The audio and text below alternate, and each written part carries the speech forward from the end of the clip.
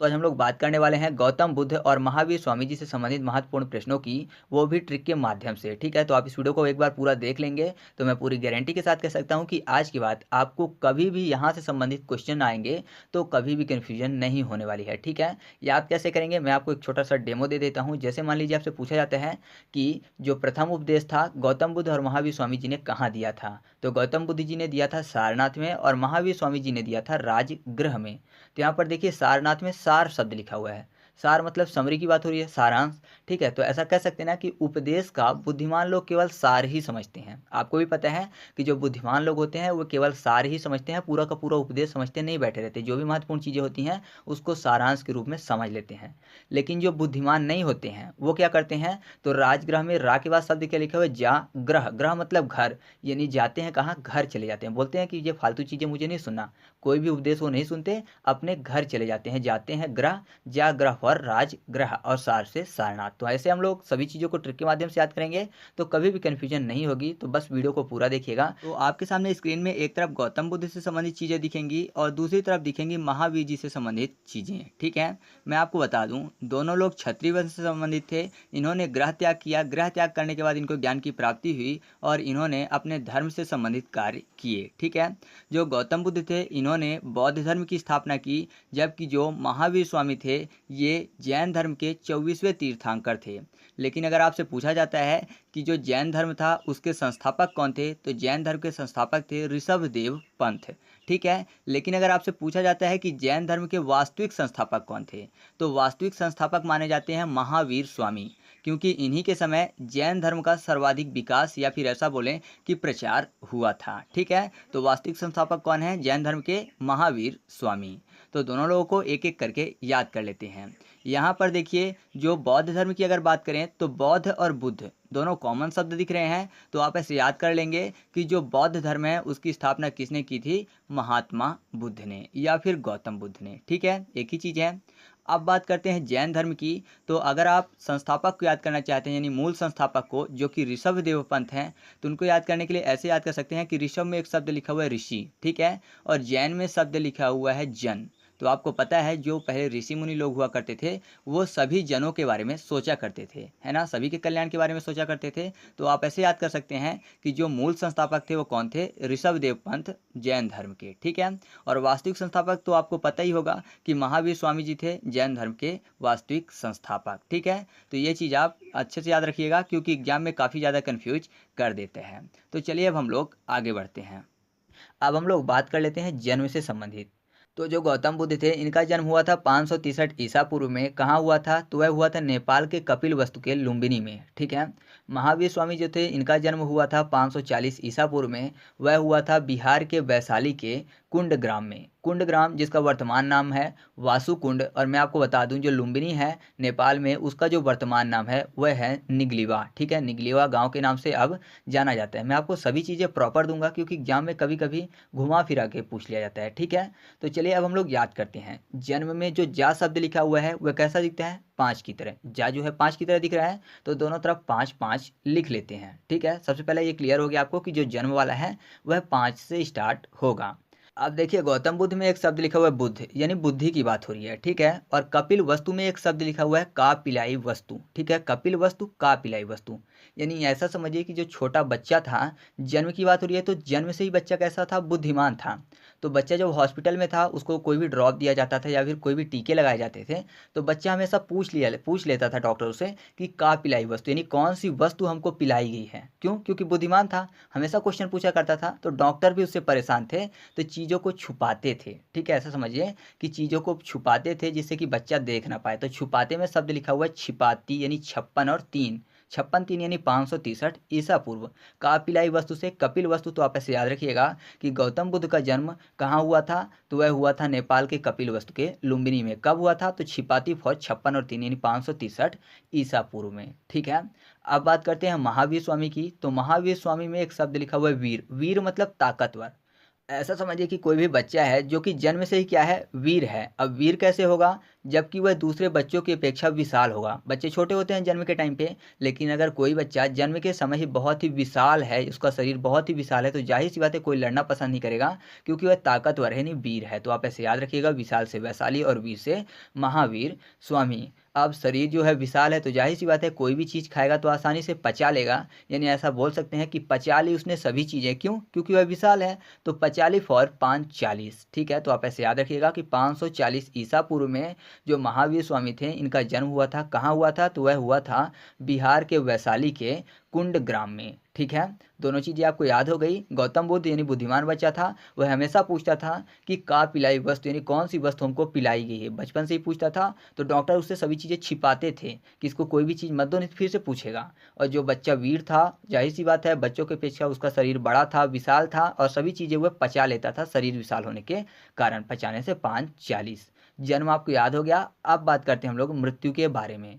तो अगर बात करें कि महात्मा बुद्ध की मृत्यु कब हुई थी, तो वह हुई थी 483 ईसा पूर्व में कुशीनगर में, ठीक है। और जो महावीर स्वामी जी थे, इनका जो मृत्यु हुई थी वह हुई थी 468 ईसा पूर्व राजगृह में। याद करना है, तो जो मृत्यु में जो माँ शब्द है ना, तो माँ आपको चार जैसा दिखेगा। जैसे जा जो है पाँच जैसा दिखता था, माँ आपको चार जैसा दिख रहा होगा। तो आप ऐसे समझिएगा मृत्यु वाला जो डाटा है हमेशा चार से स्टार्ट होगा, ठीक है। तो दोनों साइड चार चार लिख लेते हैं। अब देखिए गौतम बुद्ध में एक शब्द लिखा हुआ है बुद्ध। बुद्ध मतलब बुद्धि की बात हो रही है। अच्छा, बुद्धि की बात अगर करते हैं तो हमेशा इंसान ये सोचता है कि जो बुद्धिमान लोग होते हैं वो क्या करते हैं, एक तीर से हमेशा दो निशाने लगाने की कोशिश करते हैं। यानी हार्ड वर्क नहीं करते, स्मार्ट वर्क करते हैं, ठीक है। एक तीर से दो निशाने, तीर फॉर 83, ठीक है। तो आप ऐसे याद रखिएगा कि मृत्यु तीर से ही होती है, ठीक है। अगर तीर लग जाए किसी को तो मृत्यु हो जाएगी। तो तीर से 83 यानी 483 ईसा पूर्व में किसकी मृत्यु हुई थी, गौतम बुद्ध की। अब बुद्ध थे यानी बुद्धिमान थे, तो जाहिर सी बात है उन्होंने कहा मृत्यु में हमारे ज़्यादा खर्चा करने की ज़रूरत नहीं है, लोगों के कल्याण में ये चीज़ें लगाओ तो ज़्यादा फायदा होगा। तो उन्होंने क्या कहा कि हमें ज़्यादा खर्च करने की ज़रूरत है, मृत्यु के टाइम पे, दाह संस्कार के टाइम पे कुसे की सेज में भी लेटा के अगर दाह संस्कार कर दिया जाए तो बहुत है, ठीक है। उन्होंने बोला कि खर्चा मत करो, कुसा के सेज में ही हमारे दाह संस्कार कर दिया जाए। तो कुसा फॉर, कुसा मतलब घास फूस की पत्तियों की बात हो रही है, ठीक है। तो कुसा फॉर कुशीनगर आपको याद आने वाला है। तो याद रखिएगा 463 ईसा पूर्व में कुशीनगर में गौतम बुद्ध की मृत्यु हुई थी। महावीर स्वामी को याद करना है, तो यहाँ पर वीर शब्द लिखा हुआ है। वीर मतलब राजा महाराजा टाइप नहीं आ रहा है आपको वीर से समझ में। तो जो राजा महाराजा लोग होते हैं वीर होते हैं। जाहिर सी बात है युद्ध में बहुत सारे लोगों को बंधक बना लेते हैं। अब उनकी मृत्यु हो गई, तो जाहिर सी बात है मृत्यु होने के बाद क्या होगा, जो भी बंधक थे सब छूट गए, है ना। एक ही राजा था, जैसे उसकी मृत्यु हुई तो बंधक क्या हुए, अब छूट जाएंगे। तो छूटने में 6 और 8, छू 8, 6 8, 6 8 फॉर 468 ईसा पूर्व। और यहाँ पर मैंने आपको बता ही दिया कि वीर है, जाहिर सी बात है वीर से राजा जैसा कुछ आ रहा है। तो राजा से आपको राजगृह याद आ जाएगा कि 468 ईसा पूर्व में राजगृह में महावीर स्वामी जी की मृत्यु हुई थी। तो जन्म क्लियर हो गया, मृत्यु क्लियर हो गई। जन्म का स्थान और मृत्यु का स्थान भी पता चल गया। यानी 10 क्वेश्चन हम लोगों ने यहाँ से याद कर लिए। अब हम लोग सभी चीज़ों को बहुत ही फास्ट तरीके से याद करेंगे, ठीक है। अभी तक डेट थी तो इनको याद करना थोड़ा कठिन काम था। तो वीडियो आपको अच्छी लग रही हो तो प्लीज़ वीडियो को लाइक कर दीजिएगा, क्योंकि फिर आप लोग भूल जाते हो। तो चलिए अब हम लोग आगे बढ़ते हैं। अब हम लोग बात कर लेते हैं पिताजी की। तो जो गौतम बुद्ध थे, इनके पिताजी का नाम था शुद्धोधन। कहीं कहीं आपको सिसोधना भी लिखा हुआ मिल जाएगा, ठीक है। और जो महावीर स्वामी जी थे, इनके पिता का नाम था सिद्धार्थ। तो यहाँ पर ध्यान दीजिएगा, गौतम बुद्ध में बुद्ध यानी बुद्धि की बात हो रही है, और महावीर स्वामी में वीर यानी ताकत की बात हो रही है। मतलब एक तरफ ताकत और दूसरी तरफ बुद्धि। अब अगर किसी व्यक्ति के पास ताकत होगी तो जाहिर सी बात है उसको बुद्धि की जरूरत पड़ेगी, और जिसके पास बुद्धि होगी उसको ताकत की जरूरत पड़ेगी, है ना। यानी देखिए, जो महावीर स्वामी जी के पिता का नाम सिद्धार्थ था, तो सिद्धार्थ में सीधा शब्द लिखा हुआ, यानी पिताजी कैसे थे, सीधे थे, बिल्कुल बहुत ही शांत थे। अब सीधे थे तो लोग परेशान करते थे उनको। तो उन्होंने ये निश्चय किया कि जो मेरा पुत्र होगा, जो मेरा बेटा होगा, उसको ताकतवर बनाऊंगा, जिससे कि उसको कोई भी परेशान ना कर पाए। वो सीधा नहीं होगा, वीर होगा, ताकतवर होगा, जिससे कि कोई उसको परेशान ना कर पाए, ठीक है। सीधे थे पिताजी, इसलिए उन्होंने ऐसा बोला कि बेटे को वीर बनाऊंगा। तो जिनका बेटा वीर है यानी महावीर है, उनके पिता कौन है, सीधे हैं, सीधे फॉर सिद्धार्थ हैं। तो आप ऐसे याद रखिएगा, महावीर स्वामी जी के पिताजी का क्या नाम था, सिद्धार्थ था। अब गौतम बुद्ध के पिताजी का नाम याद करने के लिए देखिए, तो शुद्धोधन में एक शब्द लिखा हुआ है धन। सिसोधना भी लिखा हुआ मिलेगा, तो वहाँ भी आपको धन शब्द मिल जाएगा। तो आपने सुना होगा कि हमारे पास एक ऐसा धन है जिसको ना तो चोर चुरा सकता है और ना ही कोई उसमें हिस्सा मांग सकता है, या फिर ऐसा कहें कि जो सबसे बड़ा धन होता है वो इंसान की होती है बुद्धि। ठीक है, बुद्धि से बड़ा कोई भी धन नहीं होता। तो बुद्धि फॉर बुद्ध यानी गौतम बुद्ध, और धन फॉर शुद्धोधन। तो याद रखिएगा, जो गौतम बुद्ध थे उनके पिताजी का नाम क्या था? शुद्धोधन था। वैसे हमारे यहाँ एक मुहावरा है, आई कौड़िया आई बुद्ध और गई कौड़िया गई बुद्ध, मतलब पैसे आए तो बुद्धि आई और पैसे गए तो बुद्धि गई। तो आप ऐसा समझिए कि जो पिताजी थे उन्होंने बोला कि हमारे पास धन है यानी पैसे हैं, तो जाहिर सी बात है हमको बुद्धि वाला बेटा चाहिए। अगर बुद्धि होगी तो अच्छी जगह खर्च करेगा और ये पैसे डबल हो जाएंगे। बुद्धिमान नहीं होगा तो ये सब पैसे बेकार हैं। ठीक है, तो आप ऐसे भी याद कर सकते हैं। तो चलिए अब हम लोग आगे बढ़ते हैं। अब हम लोग बात कर लेते हैं माता जी के बारे में। तो जो गौतम बुद्ध थे इनकी माता का नाम था महामाया गौतमी। ठीक है, और जो महावीर स्वामी जी थे इनकी माता का नाम था त्रिशला। ठीक है, वैसे मैं आपको बता दूं कि गौतम बुद्ध की जो पालक माता थी, यानी जो रियल माता थी वो कौन थी? महामाया गौतमी थी। लेकिन जो पालक माता थी यानी जिन्होंने उनको पाला था, उनकी मौसी थी, उनका नाम क्या था? प्रजापति गौतमी। ठीक है, फिलहाल यहाँ पर मेन माता का नाम याद करते हैं, महामाया। ठीक है, गौतमी। तो यहाँ पर देखिए महामाया में क्या शब्द लिखा हुआ है? माया। माया मतलब समझ रहे हैं, राक्षसों वाली माया की बात हो रही है। मायावी होते थे ना राक्षस। माया कैसे आती है? बुद्धि से आती है ना। जब तक बुद्धिमान नहीं होगा तो इंसान माया नहीं कर पाएगा। बहुत सारे अस्त्र शस्त्र होते हैं, बहुत सारे माया जाल होते हैं, ये सब बुद्धि से ही रिलेटेड है। तो बुद्धि से क्या आपको याद आ जाएगा? बौद्ध यानी गौतम बुद्ध है। और आपको पता है कि सबसे पहले शिक्षक कौन होती है? माता होती हैं। तो माता ने क्या सिखाया अपने बच्चे को? बुद्धिमान कैसे बना? माया सीख के। तो माया फॉर महामाया गौतमी। अब जो महावीर स्वामी जी थे इनकी माता का नाम त्रिशला था। तो त्रिशला में त्रिशूल शब्द लिखा हुआ है। तो माता पहली गुरु होती हैं। तो माता ने त्रिशूल पकड़ाया बच्चे को, तो जाहिर सी बात है कि बच्चा कैसा बनेगा? वीर बनेगा। वीर क्यों बना? हाथ में अस्त्र शस्त्र है। ठीक है, तो आप ऐसे याद रखिएगा, महावीर स्वामी जी की माता का नाम क्या था? त्रिशला था। आसान है ना। अब हम लोग आगे बढ़ते हैं। अब हम लोग बात कर लेते हैं बचपन के नाम की। तो जो गौतम बुद्ध थे उनके बचपन का नाम था सिद्धार्थ, और जो महावीर स्वामी थे इनके बचपन का नाम था वर्धमान। ठीक है, तो यहाँ पर देखिए गौतम बुद्ध में एक शब्द लिखा हुआ है बुद्धि, यानी बुद्धि की बात। तो आपने देखा होगा जो बच्चे बुद्धिमान होते हैं वो बचपन से ही कैसे होते हैं? एकदम सीधे होते हैं, सीधे शांत होते हैं। ठीक है, तो सीधे फॉर सिद्धार्थ, और जो बुद्धिमान होते हैं वो सीधे होते हैं बचपन में। तो बुद्धिमान फॉर गौतम बुद्ध, और बचपन से बचपन का नाम। तो आप ऐसे याद रखिएगा, गौतम बुद्ध के बचपन का नाम क्या था? सिद्धार्थ था। महावीर स्वामी के बचपन का नाम वर्धमान था। तो वर्धमान में मान शब्द लिखा हुआ है, तो मान से आप शक्तिमान को याद करिए थोड़ा सा। यानी ऐसा समझिए कि बच्चे जो था बचपन में क्या देखता था? शक्तिमान देखता था। और शक्तिमान देखेगा तो जाहिर सी बात है कि ताकत वाली चीज़ें हैं। ठीक है, शक्तिमान तो सुपर हीरो है, तो उसके पास पावर है, तो पावर है तो वीर बनेगा। तो आप ऐसे याद रखिएगा कि बचपन में शक्तिमान देखता था इसलिए वीर बना। ठीक है, वीर फॉर महावीर। तो महावीर के बचपन का नाम क्या था? वर्धमान था। ठीक है, अब हम लोग याद कर लेते हैं पत्नियों के नामों की। तो जो गौतम बुद्ध थे इनकी पत्नी का नाम था यशोधरा, और जो महावीर स्वामी जी थे इनकी पत्नी का नाम था यशोदा।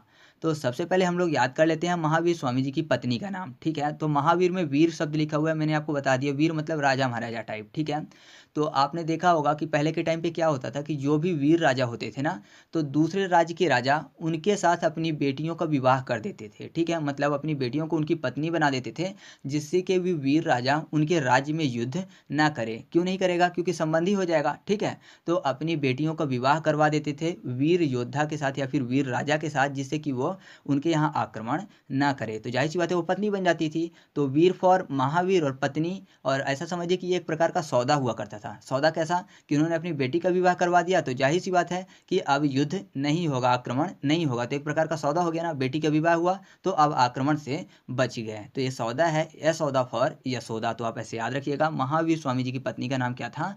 यशोदा था। और यहाँ पर गौतम बुद्ध की पत्नी का नाम यशोधरा था। तो यशोधरा में या के बाद शब्द क्या लिखा हुआ है? शोध।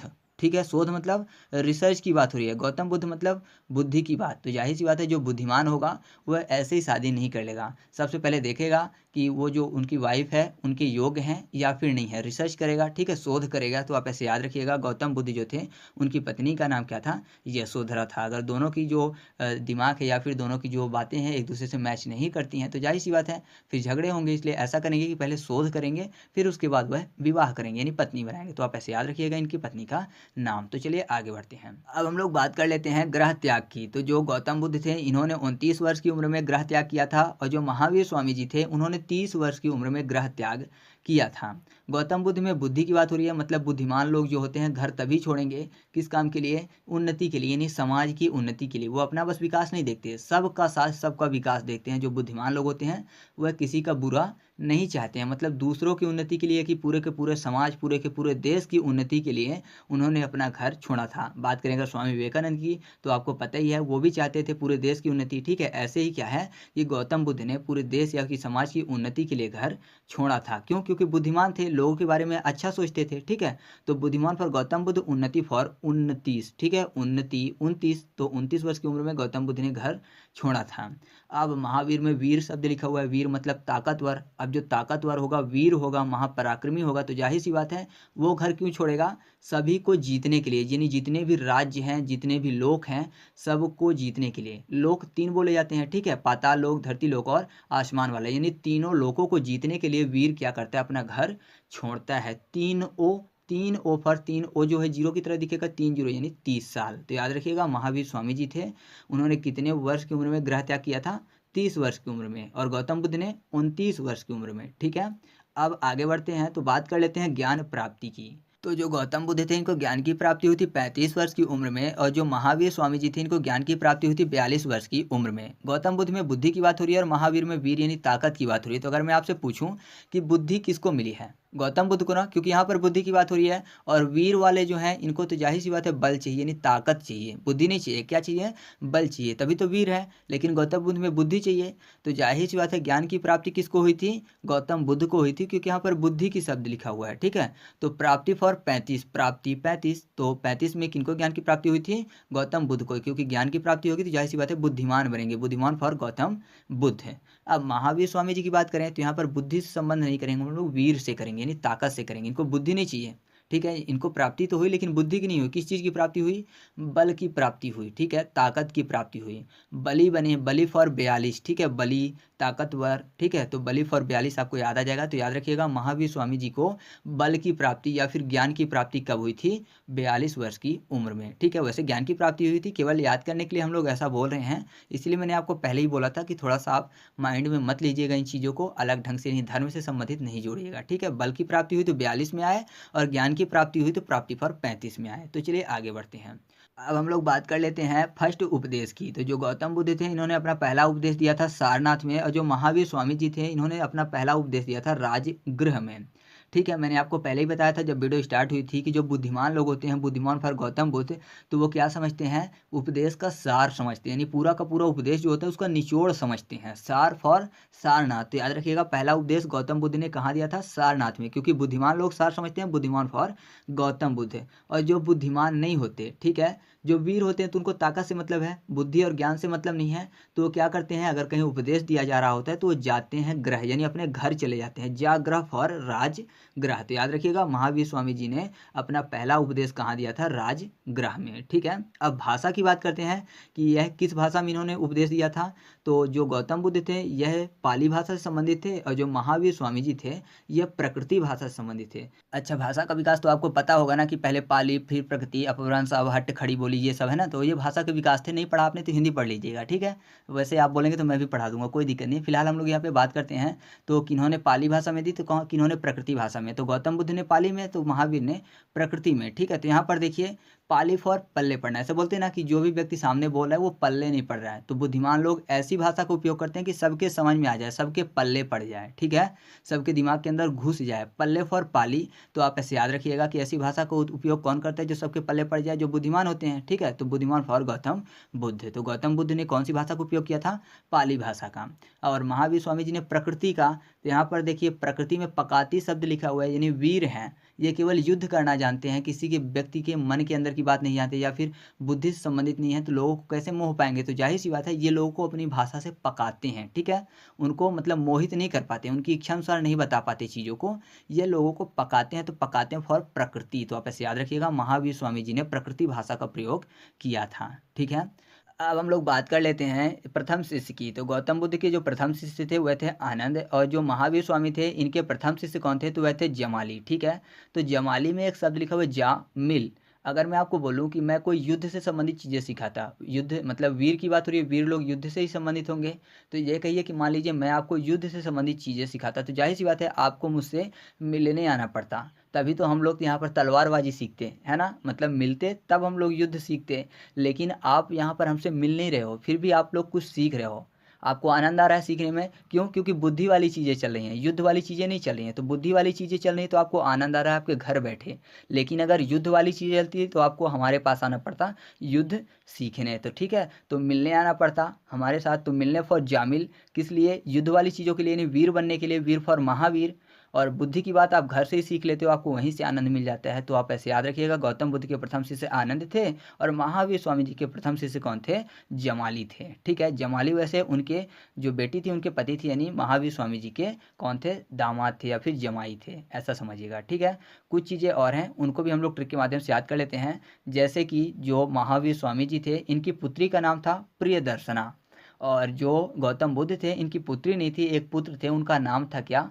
राहुल। ठीक है, तो बुद्धि से आप संबंधित एक चीज़ सुने होंगे, विनाश काले विपरीत बुद्धि। ठीक है, तो बुद्धि से आपको गौतम बुद्ध याद आ जाएंगे। ठीक है, और यहाँ पर विनाश काले की बात हो रही है तो ऐसा बोलते हैं ना कि कुंडली में राहु केतु बैठ गए हैं, ठीक है, इसलिए विनाश हो रहा है, सभी काम गड़बड़ हो रहे हैं। तो राहु पर आपको राहुल याद आ जाएगा। तो आप ऐसे याद रखिएगा, गौतम बुद्ध के जो पुत्र थे उनका नाम क्या था? राहुल था। ठीक है, महावीर स्वामी जी की पुत्री थी, पुत्र नहीं थे, पुत्री का नाम क्या था? प्रियदर्शना था। तो यहाँ पर वीर यानी राजा महाराजा टाइप, ऐसा मैंने आपको पहले ही बता दिया। तो राजा महाराजा की जो पुत्रियां होती थी वो कौन होंगी? राजकुमारी होंगी। तो लोग उनके दर्शन के लिए आएंगे, दर्शन फॉर प्रियदर्शना। तो याद रखिएगा, महावीर स्वामी जी की पुत्री थी, क्या नाम था उनका? प्रियदर्शना था। ठीक है, एक चीज़ और हम लोग ट्रिक से याद कर लेते हैं, फिर वीडियो को ख़त्म करते हैं। तो अब हम लोग बात कर लेते हैं दोनों धर्मों के बंटवारे की। तो आपको पता है जो बौद्ध धर्म था वह हीनयान और महायान में बंट गया था, और जो जैन धर्म था वह श्वेतांबर और दिगंबर में बंट गया था। बहुत ही ज़्यादा कंफ्यूज करता है और एग्जाम में क्वेश्चन पूछा भी जाता है ये। ठीक है, तो याद करने के लिए आप ऐसा समझिए कि गौतम बुद्ध में बुद्धि की बात हो रही है, और हीनयान महायान में यान, यान मतलब एरोप्लेन की बात हो रही है। तो मैं आपसे पूछूं कि एरोप्लेन कौन बनाएगा? जिसके पास ताकत होगी वो बनाएगा, या फिर जिसके पास बुद्धि होगी, दिमाग होगा, वो बनाएगा? तो आप बोलेंगे जिसके पास दिमाग होगा, बुद्धि होगी, वो बनाएगा। तो बुद्धि फॉर बुद्ध यानी गौतम बुद्ध, यान फॉर हीनयान और महायान। तो याद रखिएगा, हीनयान और महायान में कौन सा धर्म बटा था? बौद्ध धर्म बटा था। ठीक है, और यहाँ पर देखिए श्वेतांबर दिगंबर में एक शब्द आपको मिल जाएगा, श्वेत। श्वेत मतलब कलर की बात हो रही है। और यहाँ पर महावीर में एक शब्द लिखा महावर, महावर जो पैरों में लगाया जाता है वो भी कलर में ही होता है, हालांकि वो लाल होता है। ठीक है, तो कलर से आप मैच कर सकते हैं कि जो महावीर स्वामी जी के संस्थापक थे, यानी जैन धर्म के संस्थापक थे, वह धर्म कौन से दो भागों में बट गया था? श्वेतांबर और दिगंबर में। ठीक है, तो इस तरह से हम लोगों ने कुछ चीज़ों को याद किया ट्रिक के माध्यम से, जो भी एग्जाम की दृष्टि से हमारे लिए महत्वपूर्ण थी। एक चीज़ मैं आपको और बता देता हूँ कि अगर आपसे पूछा जाता है कि पहली शिष्या कौन थी दोनों लोगों की, तो मैं आपको बता दूं, महावीर स्वामी जी की जो पहली शिष्या थी वह थी दधिवाहन की पुत्री चंदना, और जो गौतम बुद्ध थे इनकी पहली शिष्या कौन थी? इनकी पालक माता कौन थी? प्रजापति गौतमी, वही इनकी पहली शिष्या थी। ठीक है, तो शिष्या की बात करें तो ये, और शिष्य मैंने आपको बता ही दिया कि गौतम बुद्ध के अगर पहले शिष्य की बात करें तो कौन थे? आनंद। और महावीर स्वामी जी के पहले शिष्य कौन थे? तो वह थे जमाली। ठीक है, तो इस तरह से अपनी ये ट्रिक कंप्लीट हुई। अब हम लोग एमसीक्यू टेस्ट की तरफ चलते हैं। तो पहला क्वेश्चन आपके सामने है कि गौतम बुद्ध के बचपन का नाम क्या था? क्वेश्चन नंबर 2, महावीर स्वामी जी के प्रथम शिष्य का नाम क्या था? क्वेश्चन नंबर 3, महावीर स्वामी जी को ज्ञान की प्राप्ति कब हुई थी? और क्वेश्चन नंबर 4, जो गौतम बुद्ध थे इन्होंने अपना पहला उपदेश कहाँ दिया था? ठीक है, तो ये क्वेश्चन, सभी क्वेश्चन के आंसर आपको कमेंट करके बताने हैं। और हाँ, अगर आप चाहते हो कि मैं गौतम बुद्ध और महावीर स्वामी जी से संबंधित एक एक वीडियो लेकर उपस्थित हो जाऊँ बिना ट्रिक के साथ, क्योंकि ट्रिक तो यहाँ पर कंप्लीट हो गई है, तो आप कमेंट करके जरूर बताइएगा। ठीक है, और वीडियो अच्छी लगे तो वीडियो को लाइक करिएगा, दोस्तों के साथ शेयर करिएगा, चैनल पर पहली बार आए हैं तो चैनल को सब्सक्राइब कर लीजिएगा, जिससे कि आपको ऐसी ही वीडियो मिलती रहे। तो चलिए मिलते हैं अगले वीडियो में, तब तक के लिए जय हिंद।